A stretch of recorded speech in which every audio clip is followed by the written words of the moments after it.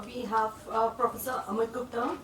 Sir is going to speak on elevation-based tomography with Pentacam and practical applications of the same. So,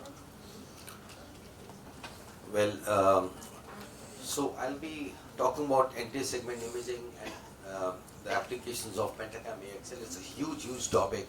So I've just tried to make it concise. If I miss out on something, we are all available for discussion after the course. So tomography, if we talk about, is a 3D reconstruction of the entire segment with optical cross sections. And the Pentacam is a tomographer, and it uses the principle of shine plug photography to give the desired results. There are some other machines which are also there available and on similar principles. Now, this is a classical drop down of the display maps available. This is so many things that a Pentacam can do for you, and I will be touching on only some of them in my talk.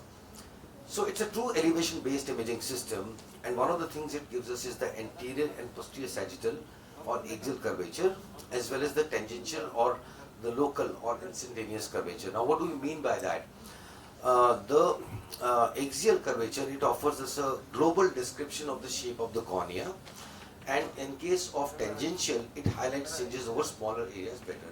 So in case you are having some suspicion that you want to look at a particular area in a more detail, you can go for a tangential map option. And various shapes have been described on these maps, and they have been classified as both normal and abnormal depending on the configuration that we see. So even a visual input sometimes can give us a good idea whether it's a normal or an abnormal cornea. Now, when we talk about a true elevation-based imaging system, what do we mean by elevation-based? Basically, there is a reference surface which is created by the machine, and against this, the map of the cornea is compared. So this is a reference surface, and this is a map of the cornea. So the areas which are flatter, they are displayed in blue, and the areas which are steeper are displayed in warm colors like orange and red. And so this is very critical to understanding the basis of elevation-based tomography. So in this case, this patient has keratoconus. A typical normal cornea would be an hourglass pattern that I have shown, and other patterns, abnormal patterns, have also been described in these patients. Now if you look at the clinical applications, one is the refractive surgical screening of patients, most important, because we are open to such medical legal things in today's world. I think every patient of refractive surgery should undergo a Pentacam. Also, ectatic disorders of the cornea. Keratoconus is so common, and to diagnose it, to study the progress, and to study the treatment efficacy, all of this requires a Pentacam. Also, its application in cataract surgery, which I'll not really be going into in this instruction course. So for the ophthalmologist, important is that to know the basics of reading a Pentacam, how to diagnose ectasia and iris patients and see the progression of keratoconus disease, and also planning of cataract surgery. A typical start of map is known as a 4 maps refractive map, and in this display, if you take a close look at the chart on the left side, so that should be the starting point when we are seeing these patients. So of course we want to know how steep or flat the cornea is, so it gives us the K readings. It does tell us the amount of astigmatism, and this is both for and separately for anterior and the posterior surface of the cornea. It does give us the maximum K reading. It has a limited value, but certainly if it is more than 49 diopters, the red flags should be up that something is going on in this eye. It also gives us a very good map of the corneal thickness of patients. You can even use it in patients with, say, impending bullous keratopathy or some aftercare. It gives a nice pachymetric display, and it does tells us the relationship of the pachymetry in the center of the cornea versus the apex of the cornea. And we know in ectatic diseases, the cornea is slightly thinner off center, usually inferiorly, which is denoted by a minus value. So if any value on a y coordinate more than minus 0.5 is considered as abnormal. So as Anchal was also talking about, in the eye test gives us all the parameters of the pupillary diameter, and also the limbus and the iris geometric center vertex of the cornea at a glance, because they have these symbols which denote it. Now, if you look at the pachymetric map, it is more important from an ectatic disease point of view, and if we see the progression index on an average, it should be less than 1.1, and it's considered that if it is more than 1.81, it is more suggestive of an ectatic disease. These are all things which fall together to make a diagnosis of keratoconus. So, because we know we have some borderline patients form first keratoconus, so it's important to take a look at these kind of indices. So, this is an example. So, the progression index in a normal thin cornea will be different. We know that in a keratoconus patient, there is a more rapid increase in corneal thickness towards the periphery, and this explains the abnormality in the progression index that we see. So, if we look at the keratoconus TKC classification, it gives us a classification of keratoconus grade 1, grade 2, grade 3, but we should take it with a pinch of salt because this is based entirely on the anterior surface, not taken into account the posterior surface of the cornea. Therefore, it has been said that up to 7% false positives or negatives may be seen in these patients. But this is another one of the indicators, FI is normal or not. Now, when we look at the reference shape against which the elevation based map is being made, this shape, we get the options to choose the shape. We can compare it, the cornea, existing cornea, we can compare it against a sphere or a toric ellipsoid and so many other shapes. And which shape to choose is again, I'm coming to that. So if you look at a sphere, the sphere has just one radius of curvature, right? In case of an ellipsoid, it has two radii of curvature, and in case of the toric ellipsoid, it actually has three radii of curvature. And if we look at the shape of the cornea, of normal prolate cornea, that is normal. So if we look at that shape, we can see that the best fit sphere, if it is spherical, it's not a good option because it doesn't match the shape of the cornea. So if we actually want to match the shape of the cornea, we can best match it with something which is known as a toric ellipsoid. So best fit toric ellipsoid is the mode we should choose, because if the reference shape matches that of the cornea, only then all the abnormalities will be displayed in a proper way. There are some values that we should look at. If the anterior float is less than 15 microns or posterior float is less than 20 microns, it's considered as normal, and beyond that we have to give more thought and look at the maps more closely. Now, there is something known as a bad display, that is the Bellin-Ambrosio display. Now, what does it do for us? Now, again, when we look at the reference shape, it is calculated by the Pentacam, but it is calculated taking the whole surface of the cornea into account. Now, in case there is a keratoconus patient, we know there will be a localized area of steepness in the cornea. So, what it does is, this bad display, it actually excludes that steep area. So, the resultant curve of the reference shape will become much flatter. As a result, the abnormalities of the corneas will show up in a more clear way and will be highlighted. So this is the advantage of that. So this is a typical map. We can look at the best fit. Usually it's 8 millimeters in diameter, and it excludes an area of about 3.5 millimeters of the steepest, around the thinnest point. And then it subtracts and gives us the subtraction difference which is there. So there are limits to beyond which it is considered as abnormal. And so there are two modes of the reference surface. One is the float mode and a non-float mode. So if you look at this diagram in a float mode, if you see this C value is equal to A or B value, right? So if the area, so this is how the reference surface is calculated. At what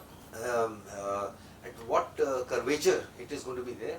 So if you see this whole area, divide by 2, half of the area is here, half is here, that is known as a float versus a non-float, which matches the steepest point of the cornea, right?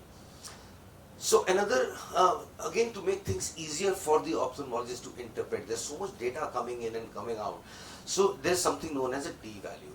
So this is the sum of the deviations of a lot of things. And we do give a lot of importance to the D value because it sums up so many abnormal things or normal things. So any D value actually more than 3 is red and is considered abnormal, and we should not do refractive surgery in these patients, and we should look at these patients more closely. There's also something known as ART value, which is an Ambrosio relational thickness. Again, this is a ratio which is of the thinnest pachymetric point to the progression index of the thinning. So any value of less than 360 is considered abnormal. Now, how to document the progression of keratoconus, and why define the progression of keratoconus, or why define progression? And so it's important in diagnosing the keratoconus, but that's not it. These patients keep coming back to us again and again, and we need to follow them up to see whether we can preserve their vision or how we can preserve their vision, when to do cross-linking in these patients, when to do intacts. All these decisions are very, very important when it comes to making. And it has an excellent display by which you can make the patient also understand, and for you also, which is known as the ABCD progression display. Now what happens in this is, now what we did in the bad display was that we excluded the 3.5 and the reference surface curvature went down so as to highlight all the abnormalities. In ABCD progression map, what happens is that specifically that area, that steep area is studied, because the premise is that any change in keratoconus is going to occur first in the area which is the thinnest and steepest. So for this reason, so what Michael Barron calls it is one man's trash is another man's treasure. So this is the trash we've taken out in the bad map, and this is what we have included. So we studied specifically the steepest area of the cornea, look for changes in that, and that is how the ABCD. A for anterior, B for back, C for corneal thickness, and D is for vision, right? So it gives us a kind of grading here, and also gives us this map. So these are flags, these are one-sided confidence intervals, and very simply, because of the time limitation, I can't go into it, but if there's one value more than, say, 95% confidence interval, any one of these values is considered as progression, and if there are two values which come more than 80%, it is considered as progression. So two values more than 80 or one value more than 95. And in case of very early disease, we can look at the red flags, and in case this is a progression beyond that, we can give it due kind of relevance. So there is another map known as the EKR map, and we use it a lot, basically in cataract surgery. Now in cataract surgery, we know that there are some circumstances where we feed in the K value. The K value may not be accurate on IOL master or any machine. So how do we get that K value? It is through the EKR value, and this is given in these maps. So we can look at these displays, and according to the surgeries that patients have undergone, for example, this is a patient of LASIK surgery. So we know this map is not too bad. The K values are still stacked together. On the other hand, post-RKIs are a nightmare for the cataract patients, and we can study these maps and reach a K value to then use it in the relevant IOL formulas. So holiday report is important from a point of view of the cataract surgeon especially, and it gives a lot of information here. Some of this, like what Anchal was talking about, for the eye trace, it gives us the EKR65 at a glance. It gives us the total spherical aberrations, on basis of which we can match the IOL, what kind of spherical aberration we want in the IOL. Also, that it gives us the total RMS value, so which is used to decide whether the patient is fit candidate for multifocal IOL or not. Also, it gives us something known as a chord mu, which is similar like to an angle alpha. Again, a high value of more than 0.42 would be a relative contraindication to putting in a multifocal IOL. And also horizontal white to white, and so many other data it can give us. It is also a biometer, and it uses the principle of partial coherence interferometry in these patients. So it is fairly accurate. It matches the IOL Master 700 very closely, and it takes an average of 6 readings, and in the map we can see whether these readings are reliable or not. And it also gives us a nuclear staging and 3D cataract analysis in these patients. It gives a fast screening report. If you look at this, all these two peaks, so there's a green peak which is like in normal population, there's a red peak. So if there's, and this little dark line shows where the patient is. So at a glance you can see, okay fine, if the antechamber is shallow, it will show in the red. So immediately you know this patient is a shallow AC. Is he a hypermetrope, or is he an angle closure glaucoma, or an angle closure suspect? Do you need to do an LI before surgery? So many questions come to mind. So this is known as a fast screening report. If you just look at it before cataract surgery, it can help you a lot in weeding out patients who can make trouble later on. So in the end, I have just enlisted all the uses of Pentacam. It can be used for screening refractive surgery candidates and planning the laser vision corrections of phakic IOLs patients.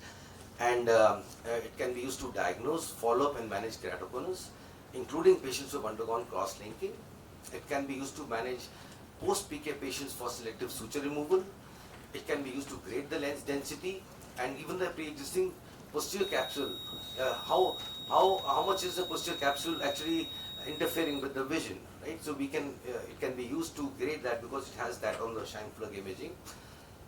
It can be used for IOL power calculation. It offers a variety of IOL formulas. It can be used for premium IOL surgery and also for contact lens fitting.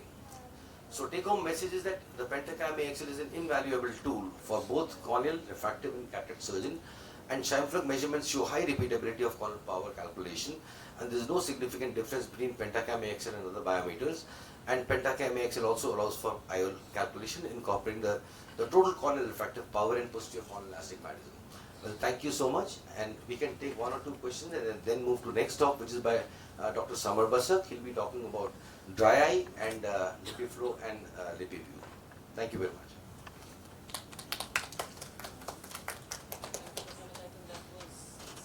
Cover the Pentacam in a short time, but I think you you touched upon every aspect which is possible. And are there any questions? I think it's important to recognize the patterns. The pattern recognition is very simple in a Pentacam. It's difficult to sometimes remember all the values, but if we have the pattern recognition, we recognize the patterns, that makes the job simpler, and then you can go looking into the values as